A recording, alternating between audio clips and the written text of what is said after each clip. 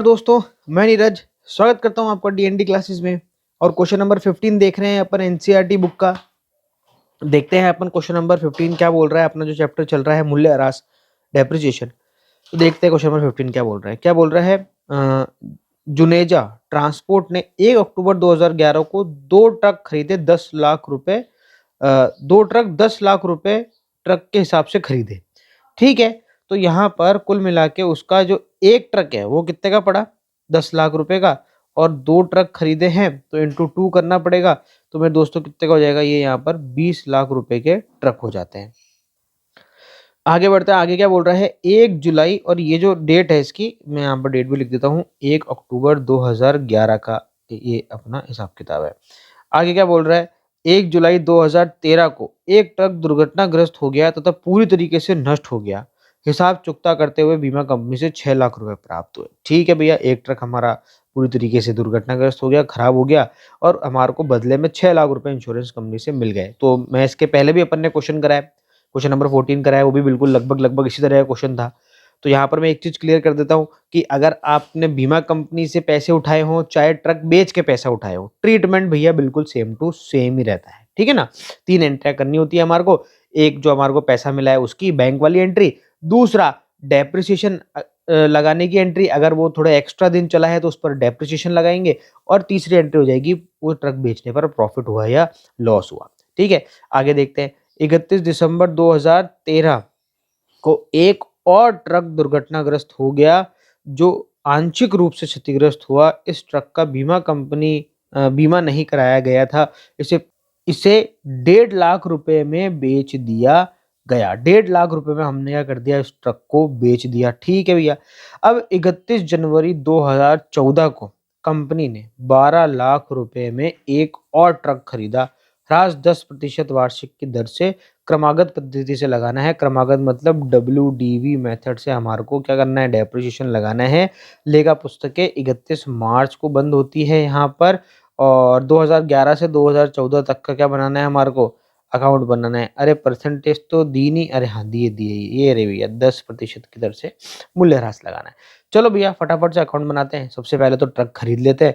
तो ट्रक कब खरीदा, सबसे पहले ट्रक खरीदा भैया यहाँ पर 1 अक्टूबर 2011 को हमने ट्रक खरीदा। तो हम पर यहाँ पर क्या कर देंगे भैया, टू बैंक यहाँ पर लिख देंगे, और यहाँ पर अपन इसमें ब्रैकेट बना देंगे, लिख देंगे भैया फर्स्ट प्लस सेकंड। दोनों ट्रक इसके अंदर ही हैं, 10 लाख रुपए एक का है, तो दोनों के मिला के कितने हो जाएंगे मेरे दोस्तों, 20 लाख रुपए यहाँ पर हो जाएंगे। चले, अब यहाँ पर जो पहली दुर्घटना घटित हुई वो कब हुई थी भैया, 1 जुलाई 2013 को। तो 1 जुलाई 2013 से पहले तक हमारे को अकाउंट में किसी तरह का कोई परिवर्तन नहीं करना है। बस हम क्या करेंगे, साल के आखिर में यानी 31 मार्च को डेप्रिसिएशन लगाएंगे, और उसके बाद क्या निकाल लेंगे, बैलेंस निकाल लेंगे। तो बस आ जाओ यार, सीधा यहाँ पर आ जाओ। डेट आ जाएगी आपकी क्या, 31 मार्च 2012, और अपन यहाँ पर क्या कर देंगे, बाय डेप्रिसिएशन लिखेंगे, और अपन क्या कर देंगे, दोनों ट्रक पे एक साथ ही डेप्रिसिएशन लगा लेते हैं, किसी तरह कोई दिक्कत नहीं है। अब यहाँ पर अपन क्या करते हैं, 20 लाख लिखते हैं, और 20 लाख का कितना प्रतिशत, 10% मूल्यह्रास लगाना है। पर देखना यहाँ पर अपन ने ट्रक कब खरीदा, ट्रक खरीदा कब, 1 अक्टूबर को खरीदा। देखो ट्रक हमने, तो जो अपन को जो टाइम कैलकुलेट करना है वो अक्टूबर से कैलकुलेट करना है। तो अक्टूबर, नवंबर, दिसंबर, जनवरी, फरवरी और मार्च, यहाँ पर ये ट्रक 6 महीने ही चला है। तो हमें जो मूल्यह्रास लगाना है वो कितने समय का लगाना पड़ेगा, 6 महीने का ही मूल्यह्रास हम यहाँ पर लगाएंगे। तो चलो देखो इसकी कैलकुलेशन कर लेते हैं। तो अगर मैं इसका 10% निकालूंगा तो आ जाएगा कितना, 2 लाख, और 2 लाख का आधा कर लेते हैं अपन, तो हो जाएगा 1 लाख रुपए डेप्रिसिएशन यहाँ पर आ गया दोनों का मिलाकर। यानी अगर मैं पर ट्रक की बात करूं, 2 ट्रक है यहाँ पर, दोनों का मिलाकर मूल्यह्रास 1 लाख है। अगर मैं अलग अलग बात करूं तो 50,000 एक ट्रक पर लग रहा है और 50,000 एक ट्रक पे लग रहा है मूल्यह्रास। ठीक है ना, अपने दिमाग में ये बात बैठा के रखना। अब यहाँ पर 31 मार्च को अपन क्या निकाल लेते हैं, बाय बैलेंस निकाल लेते हैं। बैलेंस CD कैसे निकलेगा, इस 20 लाख में से मैं माइनस कर दूंगा मेरे दोस्तों ये 1 लाख। ठीक है, तो कितना आ जाएगा, ये हो जाएगा मेरे दोस्तों 19 लाख। यानी अब जो अपना ट्रक है उस ट्रक का मूल्य कितना रह गया, घट के 19 लाख रुपए रह गया। 1 लाख रुपए का मूल्यह्रास लग गया उसके ऊपर। यहाँ की टोटल भी अब आ जाएगी 20 लाख, और यहाँ की टोटल भी आ जाएगी अब 20 लाख। चलें भैया आगे बढ़ते हैं। सबसे पहले आगे बढ़ेंगे तो हमारे को ये बैलेंस कहाँ उतारना पड़ेगा, अगले साल यहाँ उतारना पड़ेगा। ठीक है भैया, यहाँ पर आ जाएगी आपकी क्या 1 अप्रैल डेट आ गई 2012, आ जाएगा भैया टू बैलेंस बीडी। चले कितना 19 लाख। चलो भैया इस साल कुछ हुआ क्या, ये साल हमारा खत्म हो जाएगा 31 मार्च 2013 को। क्या 31 मार्च 2013 के पहले की डेट है, तो भैया 13 में हुआ तो है काम, पर कब हुआ, 1 जुलाई को हुआ। तो ये जो 1 जुलाई है वो 31 मार्च के बाद पड़ रही है, तो इसका मतलब ये अगले साल में चला गया, इस साल कुछ भी नहीं हुआ। तो जब इस साल कुछ नहीं हुआ तो भैया फिर वही मैंने बोला था कि जब कुछ काम नहीं होता तो हमारे को तो सीधे क्या आना होता है, साल के आखिर में आना होता है, 2013 लिखो और लगाओ क्या, डेप्रिसिएशन फिर से। अब ये WDV मेथड है, तो यहाँ पर जो डेप्रिसिएशन लगेगा वो ये जो सामने वाला जो मूल्य है ना, इसको बोलते हैं हम रिटर्न डाउन प्राइस। इस रिटर्न डाउन प्राइस पर क्या लगेगा भैया, डेप्रिसिएशन लगेगा, ना कि उसके कॉस्ट पर। अगर SLM मेथड होता तो हर साल हम डेप्रिसिएशन किस पर लगाते, इस पर लगाते। ठीक है, पर क्योंकि WDV है तो हर साल हम क्या करेंगे, जो सामने वाली प्राइस होगी ना, उस सामने वाली प्राइस पर क्या लगाएंगे, डेप्रिसिएशन लगाएंगे। तो यहाँ पर मैं हर बार बहुत सारे वीडियो में समझा चुका हूँ, पर क्या पता आप कौन सा वीडियो देख के आए हो, इसलिए मैं हर बार ये बात रिपीट भी कर देता हूँ। इस पर सीधा सीधा 10% लगा देंगे। अब की बार तो पूरा 1 अप्रैल से लेकर और 31 मार्च पूरे 12 महीने चला है, इसलिए सीधा सीधा 10% निकल जाएगा यहाँ पर। और कितना निकलेगा यहाँ पर, 1,90,000 रुपए का क्या निकल जाएगा, डेप्रिसिएशन निकल जाएगा। अब हमें क्या करना है, बैलेंस निकालना है। तो अपन क्या कर देंगे, बाय बैलेंस BD। कैसे भैया, ये 19 लाख था, इसमें अपन माइनस कर देंगे 1,90,000, हम यहाँ पर क्या कर देते हैं, माइनस कर देते हैं। चलो भैया अपने पास कैलकुलेटर है, कहाँ गया, मिल नहीं रहा, मिल गया। 19 लाख माइनस 1,90,000, तो मेरे दोस्तों ये हो जाता है 17,10,000 रुपए। चले अब लगा लेते हैं हम क्या, इसकी टोटल। तो देखो टोटल लगाएंगे तो ये आ जाएगा आपका 19 लाख, और इधर भी आ जाएगा कितना, 19 लाख, और मामला हो गया भैया बराबर। चलो भैया अब आ जाते हैं अपन तीसरे साल के अंदर। तीसरे साल में सबसे पहले वही अपन को यहाँ पर बैलेंस उतारना है। यहाँ पर अपन लिख लेंगे 1 अप्रैल 2013, और यहाँ पर आ जाएगा आपका टू बैलेंस BD 17,10,000 रुपए। अब एक चीज ध्यान रखना, ये 17,10,000 रुपए के 2 ट्रक हैं, एक ट्रक नहीं है। तो एक ट्रक कितना हो गया, तो 17,10,000 डिवाइड बाय 2 कर दूंगा, तो यहाँ पर अगर मैं बोलूं तो पर ट्रक कितना हो गया, 8,55,000 का एक ट्रक हो गया। आपने दिमाग में रखना, क्योंकि अब यहाँ से अपन को अलग अलग करना पड़ेगा। क्यों, क्योंकि यहाँ पर एक ट्रक क्या हो गया, खराब हो गया, क्षतिग्रस्त हो गया। तो 1 जुलाई 2013 को हमारा एक ट्रक क्षतिग्रस्त हो गया, और बदले में हमें इंश्योरेंस कंपनी से कितने मिले, 6 लाख रुपए मिले यहाँ पर। तो देखो सबसे पहला काम तो क्या करना है, ये ट्रक जितना समय और चल गया उतने समय का क्या लगाओ, इस पर मूल्यह्रास और लगाओ। तो ये कब क्षतिग्रस्त हुआ, ये हुआ 1 जुलाई को। तो हमने देखो यहाँ पर 1 अप्रैल तक तो मूल्यह्रास लगा ही रखा है, 1 अप्रैल तक तो लगा हुआ ही है। तो हमें क्या करना है, 1 अप्रैल 2013 से ये जब क्षतिग्रस्त हुआ ना, 1 जुलाई 2013, यहाँ तक का क्या लगाना है, इसमें मूल्यह्रास हमें लगाना है 2013 तक। तो देखो यहाँ से यहाँ कितना समय हो गया, अप्रैल मई जून और 1 जुलाई को तो खत्म ही हो गया। तो 3 महीने, 3 महीने ये ट्रक और चला, तो हमें क्या करना पड़ेगा, 3 महीने का सिर्फ इस ट्रक पर मूल्यह्रास और लगाना पड़ेगा। तो अपन क्या करेंगे, देखो यहाँ लिखेंगे, यहाँ लिखेंगे भैया क्या 2013, और यहाँ पर आ जाएगा क्या 1 जुलाई, और यहाँ पर अपन क्या कर देंगे, लिखेंगे बाय डेप्रिसिएशन। अब सिर्फ इसी ट्रक पे लगेगा, क्योंकि सिर्फ इसी ट्रक का जो है वो यहाँ पर ट्रीटमेंट हो रहा है। इसका लगेगा भैया 10%, और कितने महीनों का, ये आ जाएगा 3 महीने यहाँ पर। तो चलो मैं यहाँ पर निकाल लेता हूँ, इंटू 10% इंटू 3 डिवाइड बाय 12। तो मेरे दोस्तों ये आ रहा है यहाँ पर 21,375। इस पर हमें 3 महीने का डेप्रिसिएशन हमने और लगा दिया। चलो अब हम देखेंगे कि ये ट्रक बिका कितने में। अब ये यहाँ पर बिका तो नहीं है, पर हमें क्या करा है, इंश्योरेंस कंपनी से पैसा मिला है। तो मैंने फिर बता देता हूँ कि चाहे इंश्योरेंस कंपनी से पैसा मिले चाहे बिके, हमें काम वही करना है। क्या करना है, यहाँ पर लिखेंगे अपन क्या, बाय बैंक। ये बीच बीच में क्या लोड करने लग जाता है, बाय बैंक हम यहाँ पर लिखेंगे। और कितने मिल गए हमारे को इंश्योरेंस कंपनी से भैया, 6 लाख रुपए मिल गए। देखो यहाँ लिखा है 6 लाख रुपए हमें इंश्योरेंस कंपनी से मिले। तो अपन क्या करते हैं, यहाँ पर बाय बैंक में लिख देते हैं भैया 6 लाख। चाहो तो यहाँ पर इंश्योरेंस कंपनी लिख दो, इंश्योरेंस कंपनी। ठीक है, अब हमें देखेंगे कि फाइनली ये जो मशीन है, ये जो ट्रक है, इस ट्रक को बेचने पर या इस ट्रक से जो पैसे मिले हैं बाद में, इससे हमें फाइनली प्रॉफिट हुआ या लॉस। तो अपन देखो क्या करते हैं, नीचे एक कैलकुलेशन लगाते हैं। यहाँ पर थोड़ा नीचे आ जाते हैं, यहाँ पर अपन लिखते हैं वर्किंग नोट और डालते हैं फर्स्ट, और यहाँ लिखते हैं भैया calculation of profit and loss on first truck. पहले ट्रक पर हमें प्रॉफिट हुआ या लॉस। तो देखो 1 अप्रैल 2013 यानी जिस साल वो ट्रक क्षतिग्रस्त हुआ, उस साल की पहली तारीख को वो ट्रक कितने का था, 8,55,000 रुपीज का। अब हमने इस पर 3 महीने का मूल्यह्रास और लगाया था, तो हम क्या कर देते हैं, वो माइनस कर देते हैं। कितना मूल्यह्रास लगाया, 21,375।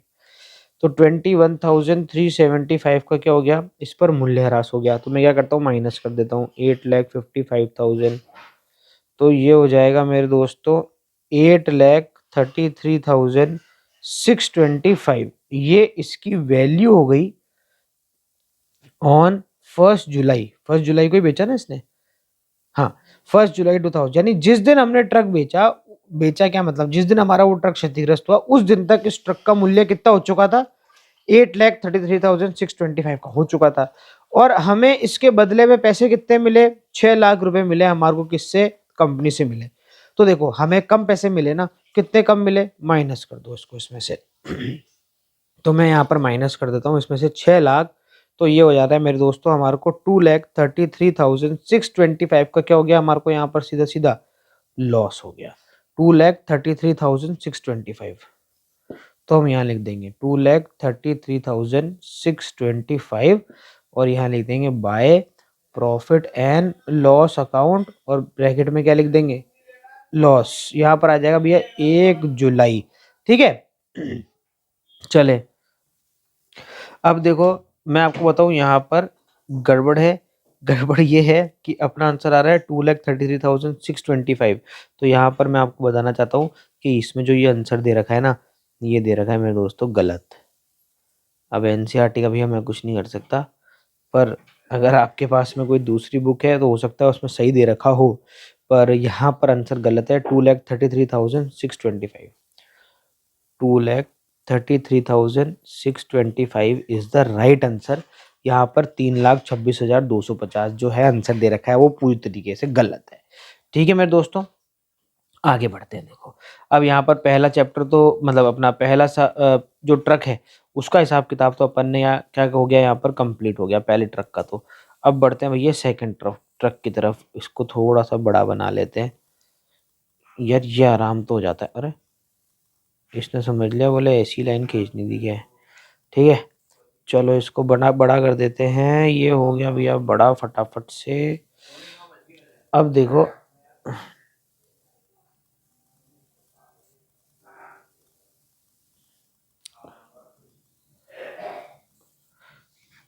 चलो अब दूसरा ट्रक की अगर अपन बात करें तो उसका हिसाब किताब कब हुआ, 31 दिसंबर 2013 इसी साल।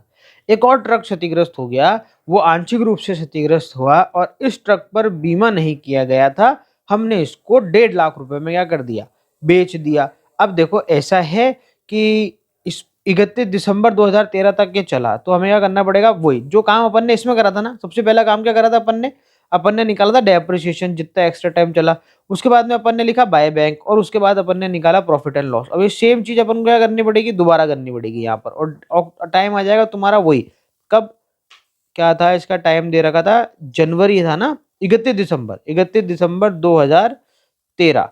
तो ठीक है, डेट डाल दो यहाँ पर 31 दिसंबर और यहाँ पर आ जाएगा क्या, बाय डेप्रिसिएशन, और अपन लगा देंगे। अब ये दूसरी वाली जो ट्रक है अपना उसकी भी प्राइस कितनी थी, 8,55,000 प्राइस थी, इसका 10%। और अब हमें अपन को टाइम काउंट करना पड़ेगा अप्रैल से लेके 31 दिसंबर। तो अप्रैल, मई, जून, जुलाई, अगस्त, सितंबर, अक्टूबर, नवंबर, दिसंबर, तो यहाँ पर हो जाते हैं 9 महीने। तो 9 महीने का अपन को क्या निकालना पड़ेगा, यहाँ पर डेप्रिसिएशन निकालना पड़ेगा। तो देखो मैं निकालता हूँ, 8,55,000, इसका हो जाएगा आपका 10%, और ये हो जाएगा इंटू 9 / 12, तो ये हो जाएगा 64,000 आ गया। अरे ये फिर बार बार क्यों लोड करता है ये, 64,125 का क्या लगेगा इस पे, डेप्रिसिएशन लगेगा। थोड़ा सही लिख देता हूँ इसको, 125 का लग गया इस पे डेप्रिसिएशन। ठीक है, अब वही दूसरा काम करना है अपन को।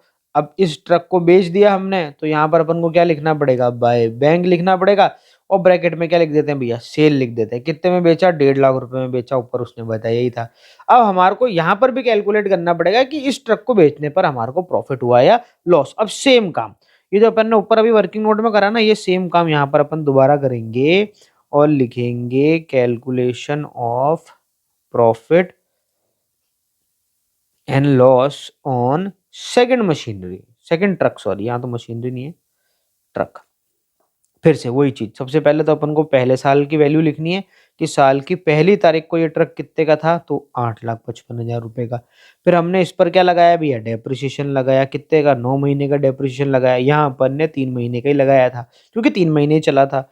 तो 9 महीने का डेप्रिसिएशन अपन ने कितना निकाल लिया था यहाँ पर, 64,125, तो यहाँ माइनस कर लेते हैं। 64,125 हम क्या कर देंगे इसमें से, माइनस कर देंगे। तो चलो देखो मैं माइनस करता हूँ, माइनस आ जाएगा, करने के बाद में आपका आंसर आ रहा है 7,90,875। ये आ गई इसकी क्या वैल्यू ऑन 31 दिसंबर 2013, यानी जिस दिन हमने इस ट्रक को बेचा उस दिन इसकी वैल्यू कितनी थी, 7,90,875 इसकी वैल्यू थी। पर हमने इसको बेच कितने में दिया, बस 1.5 लाख रुपए में बेच दिया हमने इसको। तो भैया 1.5 लाख रुपए में क्या कर दिया हमने इसको, सेल कर दिया। जाहिर सी बात है हमने इसको कम में सेल करा है, तो यहाँ पर आपको सीधा सीधा लॉस हो रहा है। माइनस कर दो तो यहाँ पर लॉस हो रहा है 6,40,875 का, यहाँ पर क्या हो रहा है मेरे दोस्तों, लॉस हो रहा है। तो अपन यहाँ लिख देंगे, यहाँ पर अपन आएंगे और यहाँ पर लिख देंगे by profit and loss account, और ब्रैकेट में क्या लिख देंगे, लॉस। आगे वर्किंग नोट भी लिख दो, क्योंकि अपन ने वर्किंग नोट नंबर 2 से निकाला, और ये निकाला था अपन ने वर्किंग नोट नंबर फर्स्ट से, तो इधर डाल दो फर्स्ट। इधर आ जाएगा 6,40,875 का आपको हो गया भैया लॉस। डेट डाल दो 31 दिसंबर। ठीक है, इसका भी आंसर चेक कर लेते हैं। तो ऊपर यहाँ पर 7,05,000 रुपये पूरी तरीके से गलत है भैया, नहीं हो सकता, ये आंसर गलत है। आंसर आएगा 6,40,875। ठीक है, अब हम आगे बढ़ते हैं यहाँ पर। अब आगे क्या करा है इसने, आगे अपन को ऐसे बोल रहा है कि 31 जनवरी 2014 को कंपनी ने 12 लाख रुपए में एक और ट्रक खरीदा। अब देखो इसी साल की बात है ये, ठीक है ना, सेम साल ही चल रहा है, अभी सारे काम इसी साल में हो रहे हैं। तो यहाँ पर आ जाएगा भैया 31 जनवरी, और अपन क्या कर देंगे, यहाँ लिख देंगे क्या, टू बैंक, और अपन यहाँ पे लिख देंगे भैया थर्ड ट्रक हमने खरीदा, और कितने में खरीदा, 12 लाख रुपए में खरीद लिया। चले, अब क्वेश्चन खत्म नहीं हुआ है, अब अपन को साल खत्म करना पड़ेगा। और साल अपना कब खत्म होता है, 2014 31 मार्च को अपना साल खत्म होगा, और हमारे पास जो ट्रक बचा हुआ है उस पर अपन को डेप्रिसिएशन लगाना है। अब पहले के दोनों ट्रक तो हो गए खत्म, उनका तो हिसाब किताब अपन ने कर लिया ऊपर।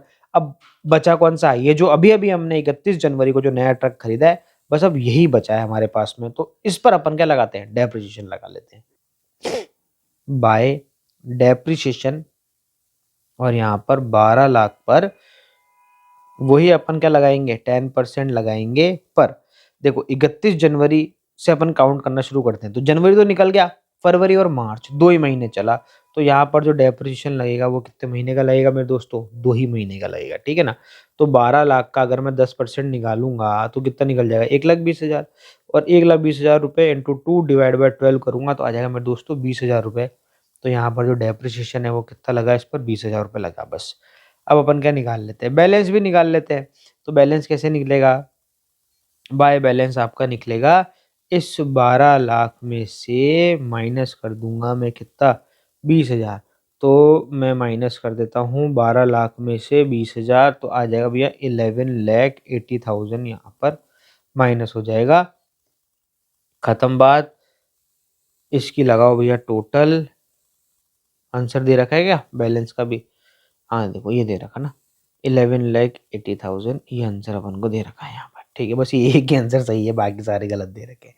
चलो भैया अपन तो टोटल लगा लेते हैं अब 17,10,000। अब क्या बोले ज़्यादा बोल भी नहीं सकते एनसीईआरटी के लिए पर हाँ मिस्टेक्स तो बहुत आती है एनसीईआरटी के अंदर इस बात में कोई दो राय नहीं है। भर भर के मिस्टेक आती है। इधर की टोटल लगा लेते हैं। इधर की टोटल भी आ रही है 29,10,000 रुपीज़। तो मेरे दोस्तों यहाँ पर एक और अपना बेहतरीन सा क्वेश्चन यहाँ पर ख़त्म हो जाता है। अब मिलते हैं आपसे अगले वीडियो में यानी क्वेश्चन नंबर 16 को लेके। जब तक के लिए मस्त रहें, स्वस्थ रहें, खाते पीते रहें। जय हिंद।